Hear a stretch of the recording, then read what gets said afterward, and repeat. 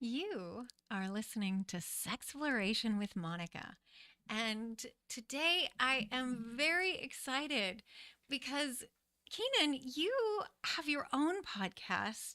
And I mean, it's true, we have very different approaches to talking about sexuality, especially with young adults in educational settings. But we're sort of on the same team. And I'm really excited to share your work with the Sexploration audience. And I'm really excited to hear and tell your story. So, welcome to Sexploration with Monika Keenan. Yeah, thanks for having me. This is a very different kind of show Yeah. from Well, what you I know, I normally do. try to make it a little bit edgy just because, like, that's where sometimes the lines get blurred, and that's why you need to be even more conscious. Because when you're dealing with things that are more edgy, you have to have more intention and more consciousness. Like, you have to not be doing drugs and alcohol when you're doing a scene or something like that. So, I know that in your work as an educator, that's some of the things that you really talk about. And you're working with people with disabilities in an educational setting. And so, let's talk about some of the complexities involved in your work as an educator. Yeah, education is interesting. I have a checkered history with it. I definitely did not see myself becoming a teacher. If you had asked me that as a kid, definitely would bottom of the list. But so I was credentialed in May of 2024. So just this last few months, I got credentialed, and I have my credential in special education, specifically teacher for the visually impaired TVI. Mm, So I teach blind and low vision students, but that's sort of like a newer development. yeah. My background in education begins in 2017 after leaving a job working in entertainment, and I called a buddy of mine up, and I said, I just lost my last job. The contractor decided not to pay me, so Mm, I was owed basically like 5 grand in back pay. And really, there was like a lot of other pay that I was owed. There was 1,600 from another guy, and then a lot of other money that was kind of on the table that kind of got swept off the table. And I left that job because that guy was actually one of the guys I was working for was a an enabler of a lot of things. mm, And so I got out of that gig, called my buddy up, and you're not gonna name names because he might feel uncomfortable, but I called him up. I said I'm looking for a gig, and I'm willing to do anything. And he said, well, we need substitute teachers. So I started as a sub, and I worked as a sub for 2017, 2018. Worked in a lot of the high school settings, and a lot of the high school sub jobs are really difficult because, for starters, you're working with high school kids. They're just difficult in general. Um, Well, and when they have a disability, then I can imagine, there's a lot more things at play, both, some of them, their parents are involved. I mean, there's just a lot of complexities there. Well, that actually came a little bit after. So I started subbing with the mainstream in 17, 18, and I had put in a whole year subbing with the mainstream. And that's kind of the gauntlet. Most subs don't last a year, they kind of just burn out and quit. Mm. Mm-hmm. I really needed the cash. I was going back to school after graduating with my bachelor's. Mm. I had gotten my degree in journalism. A lot of things didn't work out. Nothing had landed. Just about every like bad timing, bad luck thing that could happen had happened. Mm. And I was just like, all right, I'm going to just pivot and develop skills. And I just need a holdover job. And that holdover job was, again, subbing, but it became full time because I did a But position. you're very passionate about helping people with vision difficulties. Yeah, I'm just to round out the last bit of the story Sure. because I know I'm going off on a tangent. I had done the mainstream stuff subbing, And then I got offered a long-term sub position, and everyone was like, "Oh, don't take that. You don't want it. You don't want one of those gigs." And it was as a paraprofessional for a program called Trace that I've had a lot of experience working with. Right. Trace is a program that's throughout the state of California, post-secondary education. Post-secondary ed, we call it PSE. Post-secondary ed is education that happens after high school. You work with special need kids who did not qualify for the California diploma. There's a lot of controversy around diplomas. They're trying to get rid of the diploma in the state of California, Mm. which is a mistake, Hmm. because it hurts everyone. Mm. Um, Students who don't have a diploma can still benefit from being the certificate track, which is what my students came from. And so I went into that and I was told, "Oh, you don't want this gig. You don't want to do this. They're hard to work with. There's all kinds of difficulties, blah, blah, blah." And I went into it, and it really clicked and gelled for me. You know, myself always being table scraps, it kind of clicked for me. And so like I kind of clicked with that mindset and was able to do the work. I had students, throw up on my clothes. I had students, wearing adult diapers. Mm. I've changed. Yeah, I'm sure it's really hard. I've changed more diapers. I've changed more diapers than my friends who have two kids. Sure. So, done a lot of stuff like that, a lot of dirty work. Sure. So that stuff doesn't bug me. Sure. I've taught Special Olympics. I've taught kids to walk. I had a kid who spent 19 years in a wheelchair, taught him how to walk. I've taught Special Olympics. I've taught kids to swim. I've taught kids to use a spoon and feed Sure. themselves. A lot of like very low functioning Really stuff. important things to learn how to do as a young person. I mean, of course, we're so privileged as, people who, have been able bodied for most of our lives. But, there are things that you have to relearn when you become disabled. And then there's, things, people who are born blind and what challenges they face. Yeah, and so working with the BVI community, the blind visually impaired community, and we're, by the way, we're down the street from the Lighthouse for the Blind, so San Francisco Here Lighthouse. at the Edge Studios. Yes, Right. we're right down the corner. So I've worked with a couple of the folks over at California School for the Blind, and just done a lot of stuff. That all came about in 2020, and then really carried through all the way to 2024 when I graduated from my program at SF State. Took the master's exam this last October 5th. Still waiting on the results. They're not going to get us back until probably after Thanksgiving. But yeah, I mean, I'm fresh out of the program, but I've been in education 8 years. But I've been teaching a lot of other things. I've taught art.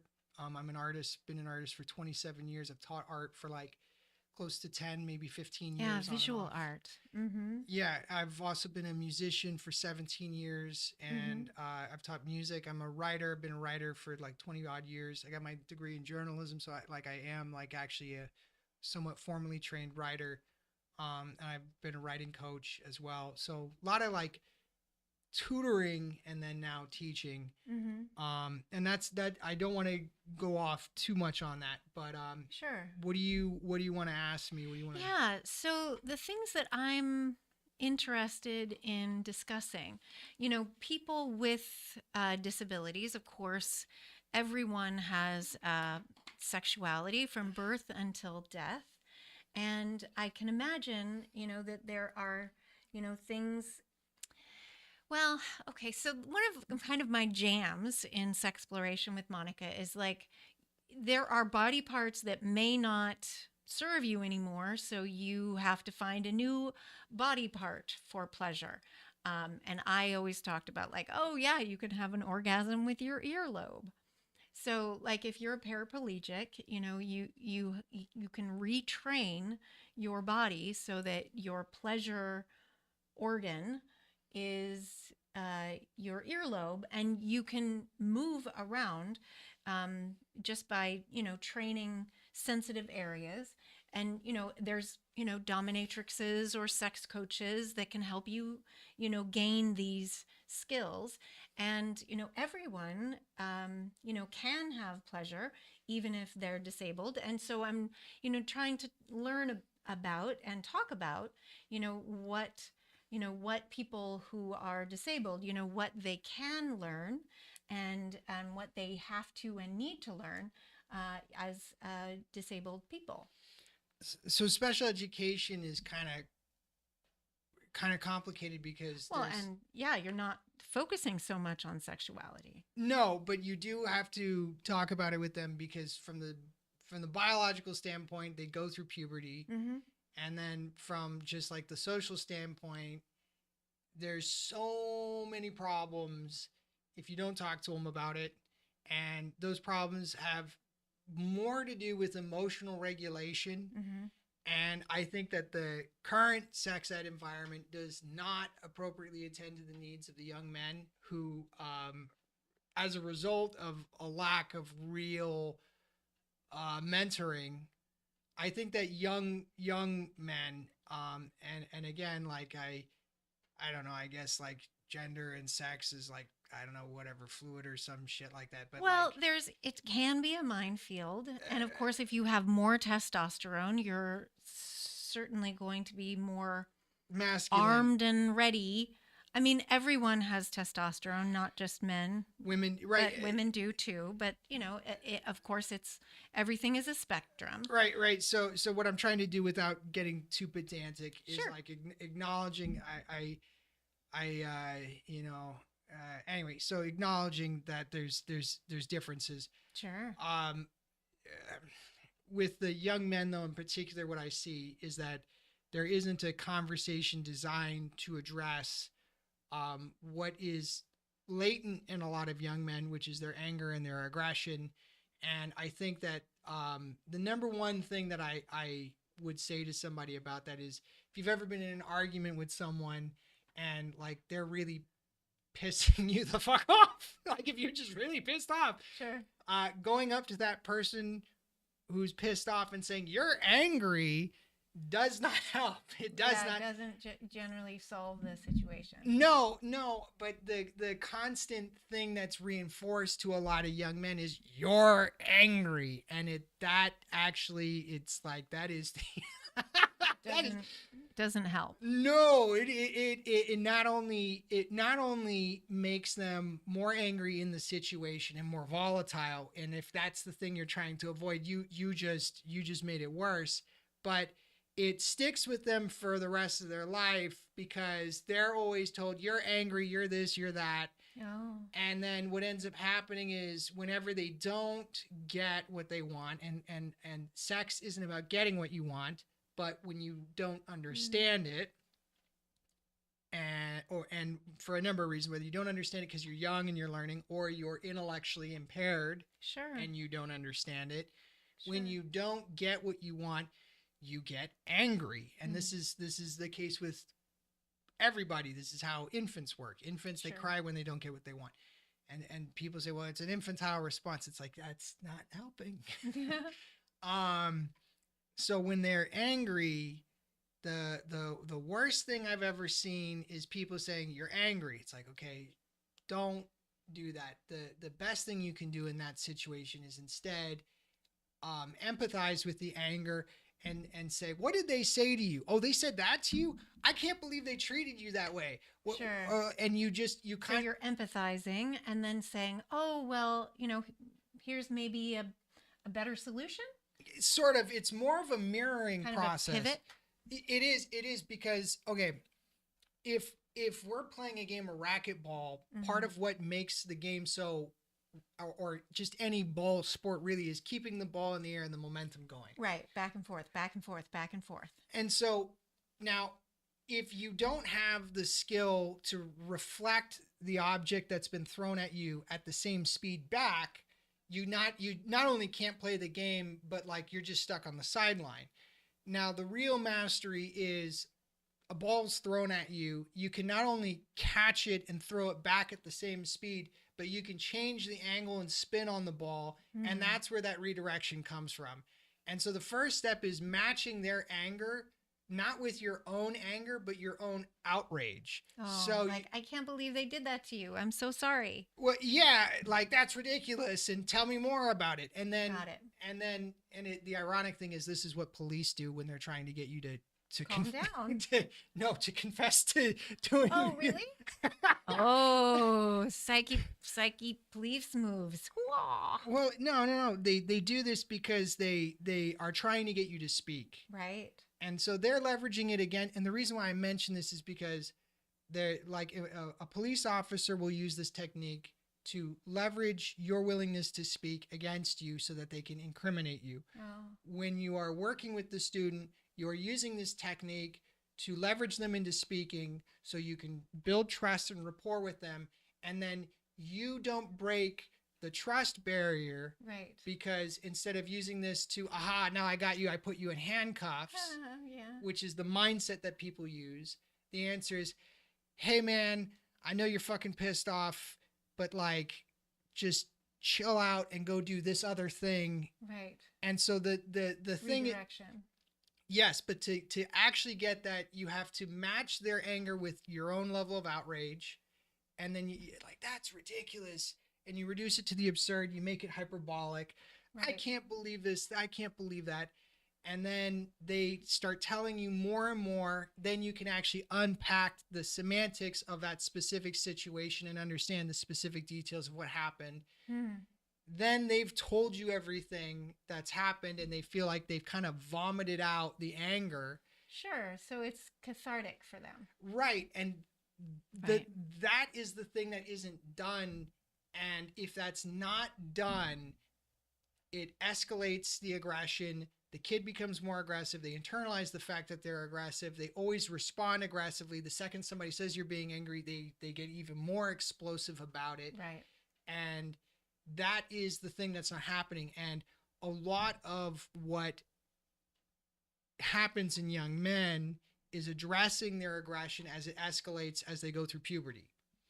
And so if you can't have that conversation with them, they're going to continue getting angry. And the best example I can give you is, we just had an election cycle, and news is driven by anger. The election cycle was just an angry news cycle over and over. And so, like, if you want to break out of that paradigm, you have to understand how it is you respond to anger is just as much of a problem as the anger itself. And so that's Yeah, that's a kind of wisdom, isn't it? yeah. And so, like, myself being a kid, I used to get into fights. I got arrested when I was 12 for getting into fights, and then my whole life I was labeled as angry, and then people are like, you're angry, and it's like, ah.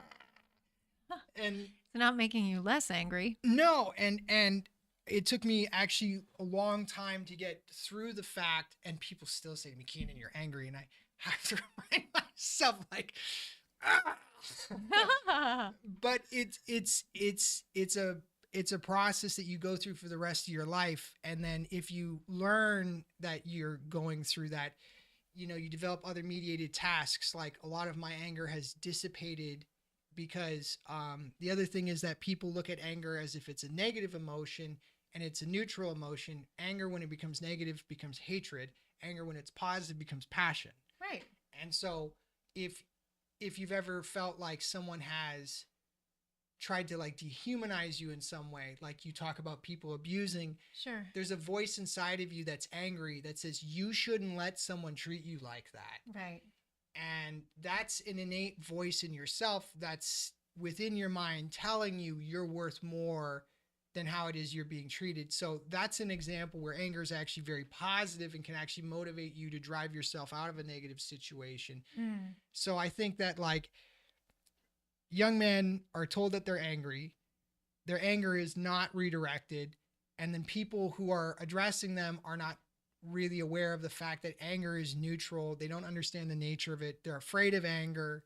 And then what happens is the young men, because they're aware that the person is innately afraid of their anger, they kind of latch onto that fear response. And then that's where that anger becomes a tool for terrorizing people. And in a sense, people don't realize that you've kind of trained this person that the only way they can get what they want is by terrorizing others with their anger. And I think that a lot of that, like, it's not necessarily sex education per se, but it's an emotional awareness that's linked to sex education because it comes from testosterone. It happens at the same time in high school as they become aware of sex Sure. and how it impacts them. And so to me, sex education isn't just like the biology or the cultural aspect or the social aspect. It's the self-regulating emotional aspect. And that's the stuff that also relates to how you generate your own emotional self-concept. Because if you have all that anger, you're going to look bad on yourself. And then you're not going to present yourself well to other people. And then that creates another cycle. And so it's many factors. And so I really think that sex education in itself needs not necessarily to be more comprehensive, but it needs to be paired with a form of emotional awareness education that's timed to really address that. And I think that that's why you see a lot of men remaining in an adolescent dreamlike phase because they don't have the means to channel it. They don't have the proper physical outlets. They don't have creative outlets. And then they're very like unassuming in their life. They don't have any aspirations or any goals, any sense of striving. And then with that lack of vigor, they kind of collapse into themselves. And then they gain these negative behaviors that are very exploitive and predatory because there's the aggressive behaviors that are very obvious that people can kind of outwardly perceive. See. Right. But then there's the more pernicious behaviors that are way more subtle, and you can see that stuff manifesting early on as well. And then that's like the manipulative behavior, and that's the really insidious shit. And I see that happening as well because the outlet isn't correct, but the need is still present. And because the need is still present, they're going to find another way to get it. And then that's another way where you're creating abusers. And so everybody wants to talk about the angry person because they're the loud, noisy person and they're the easiest to understand. Right. But that other aspect of manipulation comes in. And all this really starts to emerge in high school around 14, 15, 16, 17 in that age range. And I don't think that people are really willing to call the behavior on what it is, because then you have to be confrontational with the student, you have to be confrontational with the student's family. And, you know, districts are risk adverse. Sure. And they are because effectively districts operate as businesses, and they should because they have to be fiscally responsible. But at the same time, if you're too risk adverse, you create risk by trying to avoid. And so you can only do so much avoiding before you have to pay the bill. And then by the time you do so, it's accumulated interest. Right. It's a big bill. Right. And so I know I just threw like a lot of paint at the wall, but that's what I've seen in 8 years. Sure. What do you want to pick apart? So how do you take students who are you know, in different phases of their development, and you know, it's because it's interesting. You know, I wanted to do this show on disability and, you know, with real people, and like, how do we take, you know, something like, you know, a big field like, you know, disability and like all these things, you know, and then how does that affect, you know, your communication and your sexuality, and how do you, you know, how do you like stop these negative behaviors before people, you know, start to feel like they're not being heard and then they become abusive? Or, you know, how do you prevent some of these negative outcomes? So a lot of it also comes down to the nature of the student. So I got a couple of philosophies when it comes to special education. One of them is that, you know, we talk about the justice system in the United States. I say justice system in quotes Oh, I know. Yeah. to describe it. Justice. Well, I mean, it's but you have to have an institution of some sort. Sure, yeah. So we call it the. But is there justice? Yeah, I I know that's the joke. I'm not. I know. But so objectively speaking, though, you have a process, Right. and the way it works is you go to the justice system to undergo the process of judicial review. You have a car accident, somebody rear ends you, and they want to escape liability. So you take them to small claims and you go through the whole process. At the end, the other person is held accountable. Now, that accountability that people seek is the outcome, and that is not really the justice system. That is a byproduct of the justice system being functional. What is the actual product of the justice system is that people have a mediated process of resolving their issues that doesn't result in some other escalatory form of violence or other. And so when I look at education and the process I underwent to get my credential, we don't have outcomes because that's considered predetermination. It's a premeditated outcome that's illegal because it's an unethical process. In predetermination, you say what the endpoint the student has before really knowing. Now, there are some aspects where I can look at a student, I can say this is clearly a very intellectually impaired student. They're probably not going to go to high school and graduate. They will go to high school for a certificate program. And so that's the issue of inclusivity. And like learn a trade or something. Or maybe this is a student who's very impaired, and the big thing that they will learn to do is from their power chair, they will be stocking shelves, or they will be folding clothes, or they will be doing any number of jobs through the Workability Grant, which is a great program. Again, I worked with Trace, and we did all of our work vocational training through the Workability Grant. It was a phenomenal program. It's in the state of California. Great. I cannot say enough about the Trace people. Transitional Resources for Adult Community Engagement. Worked with them for the better part of 7 years. And then, I cannot say enough about how positive it is to have those vocational placements for those students, because it gives them the ability to develop skills and gives them a purpose to what it is they're doing. Sure. So you'll look at a student, you'll say, okay, we can tell that you're not going to have the diploma. You're going to be certificate track. You're going to go to a program like Trace. You're going to do something like Workability. And that's not really predetermination. That's more like meeting the student's needs and coming up with an appropriate educational placement, known as LRE, least restrictive environment. And that's mandated as part of free appropriate public education. So this is all about respecting the rights of the student, the autonomy of the student, their human dignity, and their intrinsic worth. And so these are students who have diminished autonomy, which is something that they describe in the Belmont Report. It was a byproduct of the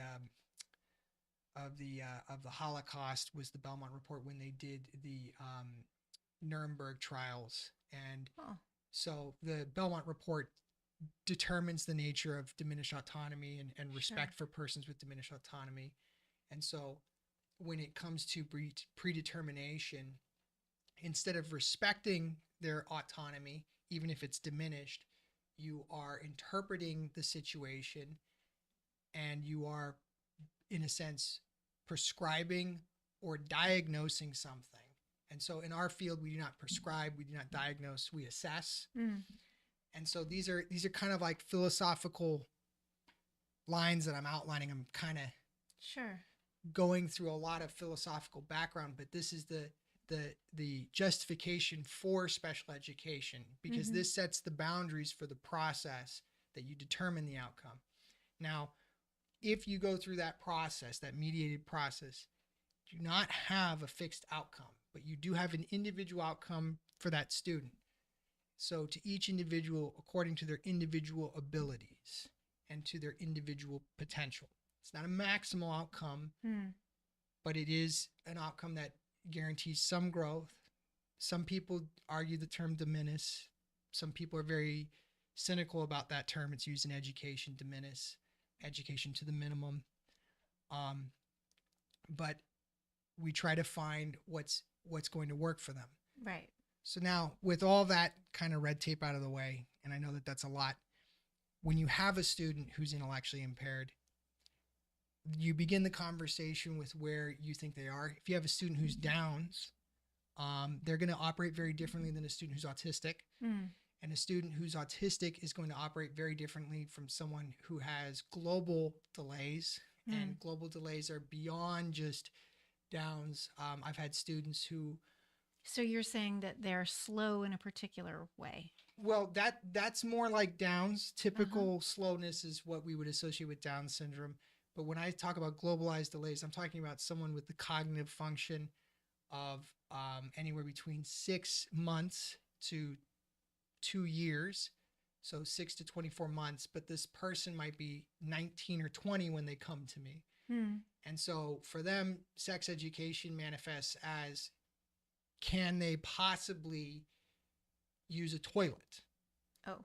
And so that's like something that people don't really realize, that I've taught toileting to students. But if you have a student who's autistic, sex education may then include a full spectrum of, as you talk about, what is consent, what is their identity, what it is they're attracted to, what it is they are curious about, learning obviously about the biological aspects, learning the cultural aspects of time and place, how to approach people. Right. If they're a man, it's going to be extremely difficult for them because they're autistic and they're going to have issues reading nonverbal behavior. Right. How do they approach someone in a manner where they don't come across as violent or aggressive when they just innately have a sort of mental blindness to that perception? Right. Because you're not reading social cues when you're autistic. You have some inability to kind of see like people's like nonverbal cues, I suppose. And like, it's also difficult because not only do they have those issues with the cues, but you have to kind of like teach them cues. And then what that means is you have to boil down social cues to a template. Right. So they can read them. Right. But then people get angry about that because they're like, oh, you're oversimplifying things. But you're like, well, this kid can't function outside of that at the present moment. But if we teach them this basic template, they might actually be able to accomplish communication with more nuance. Right. And that's the thing that's so difficult is, again, you don't want to get into predetermination. You want to let the kids show you where it is they can go. They're steering the ship and all you're doing is controlling the throttle. Like they steer the ship, but you're not letting them go too fast where they can wreck. Right. And if they are going to wreck, you can back up. Right. And and so that is kind of what I talk about when I say there's a mediated process. One group determines the conversation. The other group dictates when it happens.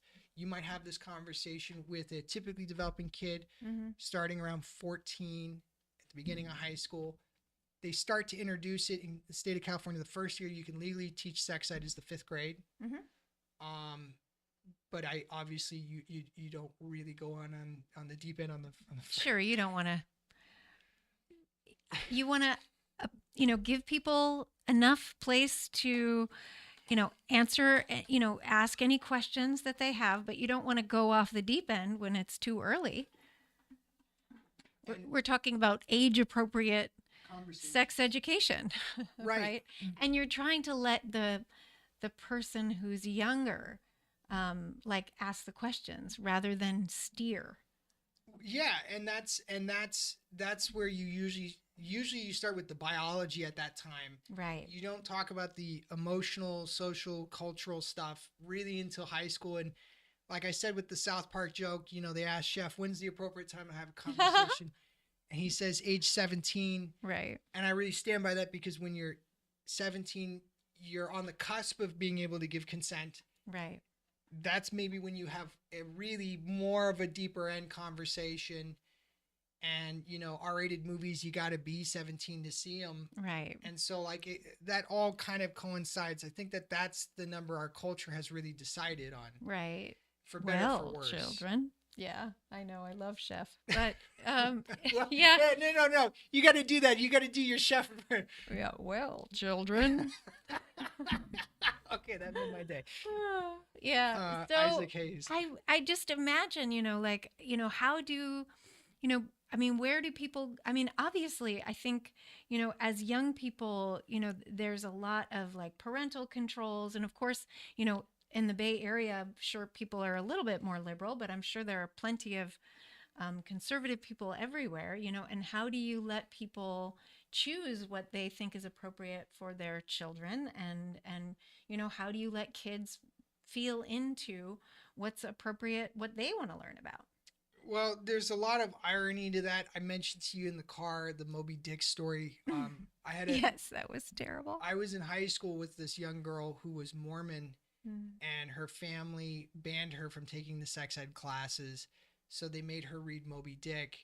And Which is really deeply uh, has a lot of violence and just not good outcomes. no, yeah, I mean, for starters, like they're Mormon, and the book has a lot of, for lack of a better term, homosexual themes, Yeah. and you're like, you're a religious group and you're oriented against that. Like, so I think that a lot of the folks in that example, it's a very obvious kind of cartoony example, but it's a real one from my life.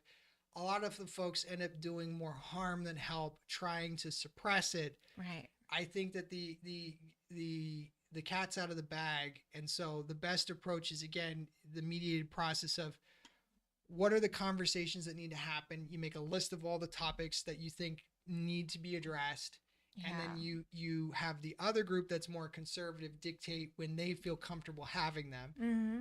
And then if they say, well, you can't have those conversations ever, then that's Right. the person who's unreasonable. Right. Because in a mediated process, it's a two-party system at least, where Right. people are negotiating. um and so, like, it's one of those things where you don't want to piss off the parents. I don't like some of the recent legislation, which I think infringes on the parents' rights. Mm-hmm. There's been a lot of legislation about trans rights. I'm very skeptical about trans rights in a high school environment because they are not of the age of consent. They are not autonomous. And as much as I would like to respect those identities, which I do, I think that the trans identity is legitimate. I'm not saying it isn't, but I think that in that environment, they are causing a lot of harm, particularly for themselves, when they say that if a student identifies as trans, they won't forward that information to the parents. If you have a student who identifies as being suicidal, you mention that to the parents. If the student talks about having unprotected sex, you have to disclose that to the parents. If the student is using drugs, you have to disclose that to the parents. If the student is engaged in violent behavior, or is engaged in vandalism, or is engaged in theft, exorbitant amounts of theft, Mm. you have to report that to the parents. So I think that the better answer is, if you want to actually protect the rights of those students, if you have an authentically trans person in front of you, and they are truly authentically trans, I do believe they have their rights to their identity. I do believe that. But if you want to do the best for that person, I think it's in the nuance of the conversation. And I think saying we're not going to talk to the parents is just as bad as the parents saying we're not having the conversation, period, because those are the two polar extremes Right. of the paradigm. Right. And so what we're seeing is, you can take -10 and +10 and average them out to 0, or you can take -2 and +2 and average them out to 0. And the difference between those is, while the outcome is still 0, the swing in the paradigm is a It's much, so deep and polarized. whereas the other one is constrained. It's a narrower set of parameters. It's more balanced. Right. The attenuation between the extremes is moderate. You don't have people responding in anger. And again, this goes back to what I was saying about young men. If you go up to an angry person and say, "You're angry," And yell at them. You're so you're just gonna fucking piss them off more. not going to help the situation. Right. And so if you have angry parents saying, well, you're a bunch of angry, stupid parents and you don't know what's right for your kids, that's really arrogant and presumptive on the educator's part. Right. And if the And maybe not effective. right, Anyway. and if the parents are like, well, you're an incompetent educator, and who do you think you're? Right. It's, you know, I can use my South Park voice on that, but it's the same thing. And so like when I talk about this, it's not just about like sex ed, it's about the emotional awareness, the situational awareness, the self-reflective process, because that to me is all part of it, and we don't really address that in our community, and it's very hard to fill that gap. And I think that if people addressed a bit more of that, I think academic performance would improve. Right. Yeah. And I think that that is something that where people are pushing more academics to solve the academic gap, and I don't think that more of the same is going to produce a different result. Got it. Yeah.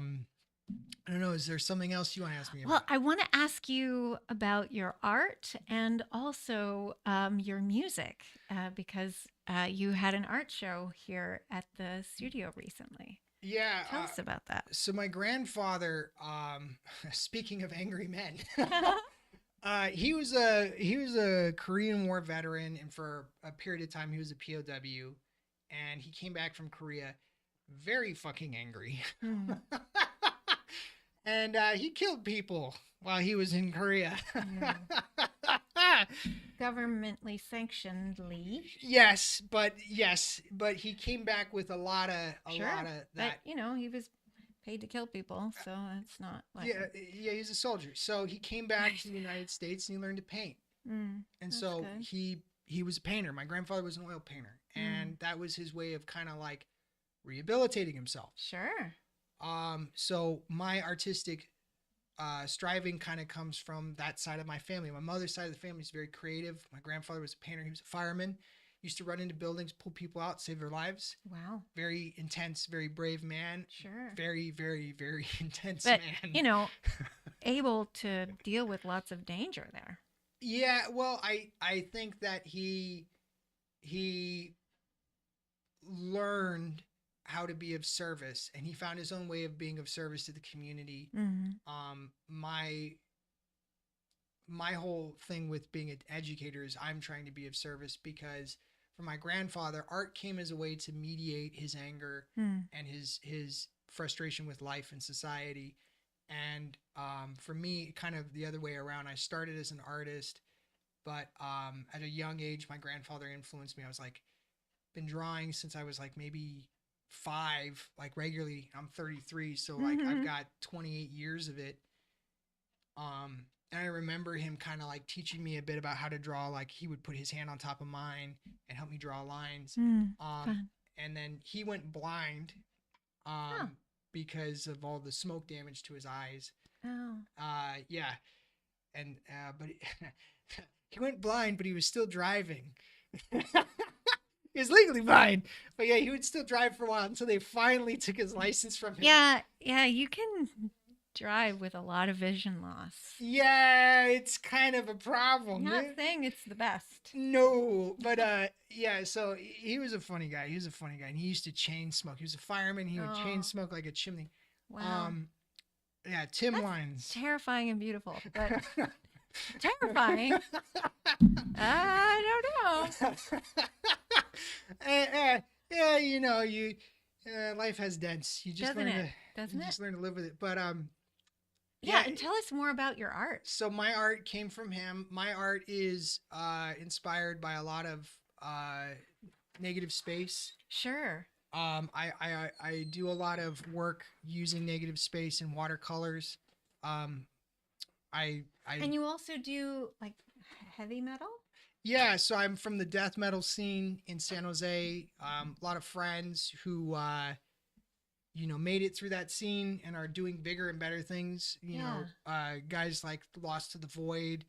But my guitar teacher back in the day was Chris Lee. He's kind of a local legend in San Jose. A lot of people came from his school of education and music. He was a lay person, but he's phenomenally taught.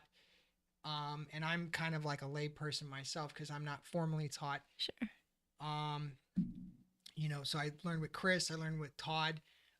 Death metal is really like just jazz with distortion. It's angry jazz. Um, I love that description. yeah, angry jazz. Right. That's what. Jazz. Yeah, Wow. a lot of people don't realize it's the same Sure. chords. Yeah. Doesn't follow 251, 36251. It follows its own set of progressions. Sure. But it is using the same voicing, 7-chord voicings. Right. I play a 7-string guitar. I've been playing 17 years. Learned from Chris, learned from Todd Kimball. Kimball was my jazz teacher. Sure. When I studied art, I studied for a year with the legendary Noah Buchanan. Shout out to Noah.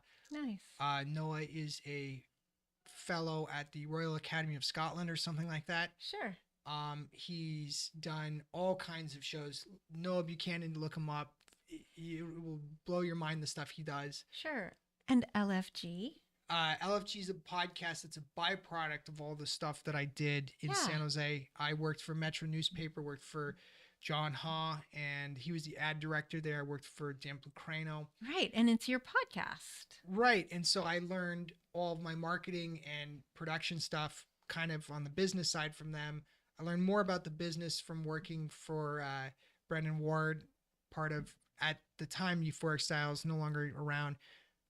Brendan is a very interesting guy, manages a lot of big artists. He's working with Diplo right now.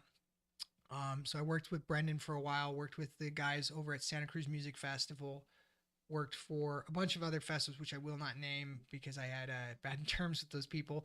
And then, I basically just kept going, and it manifested in LFG, and all of the guests that come on there are people that I've met throughout my life.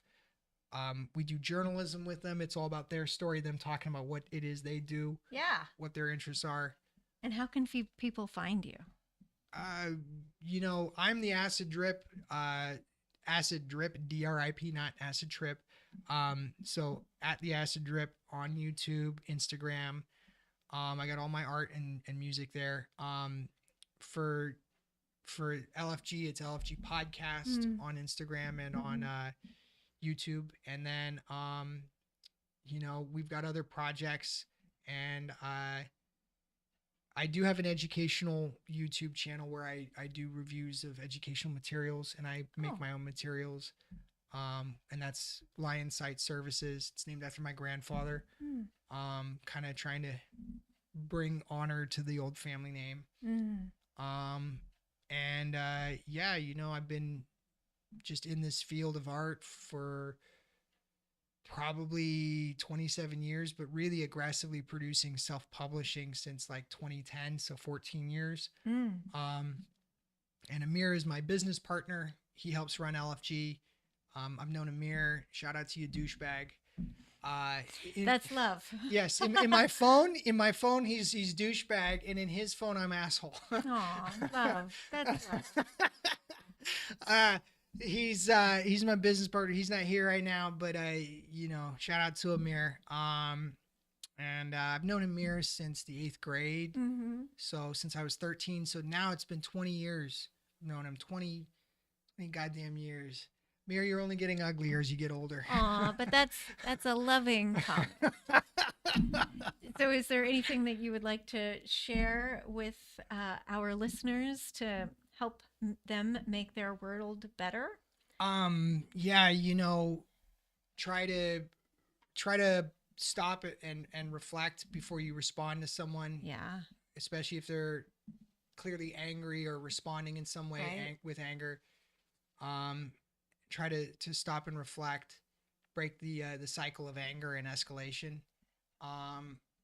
I think special education is a weird niche, but I think sex education in various forms belongs to all people. It's just about making it appropriate. There is an Age appropriate. Yeah, well, developmentally appropriate. Yeah. Sure. There is a sex curriculum that is appropriate for every audience.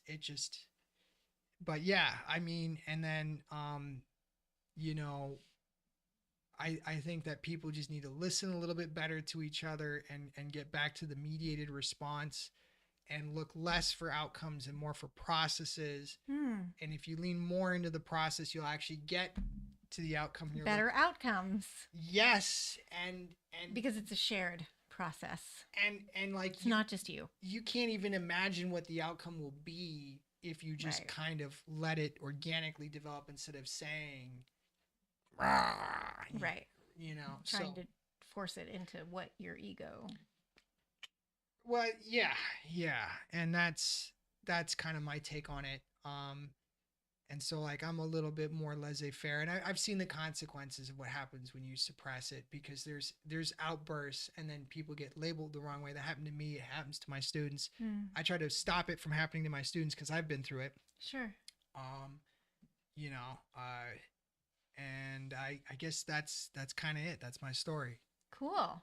Well, thank you so much for coming on Sexploration with Monika. Thank you. You made it as comfortable as possible. Oh, my pleasure. Thank you so much. Right. You can find Sexploration with Monika on iTunes and have new episodes delivered automatically. Thanks for listening.